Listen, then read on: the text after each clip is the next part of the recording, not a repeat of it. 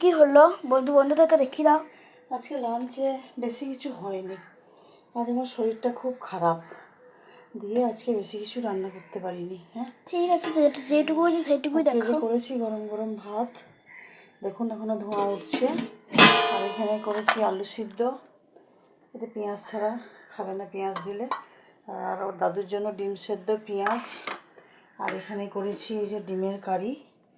নাতি খেতে ভালোবাসা, কী করব, শরীরটা একদম ভালো নেই, পারছি না। আর দাদু খেতে বা নাতি খেতে খুব ভালোবাসে কচু দিয়ে, মুসুরি টমেটো দিয়ে গাঢ় করে একটু ডাল করেছি। আর এই যে খাওয়ার সময় বেগনি করবো, এই যে আলু কেটে রেখে দিয়েছি আর বেসন ফেটে রেখে দিয়েছি, খাওয়ার সময় বেগনি করব। আর দাদুর জন্য একটু চিংড়ি মাছের টক আছে, টকটা ভালোবাসে খেতে। আজকের এই মেনু। আর মাম্মা মেরাজ অফিস।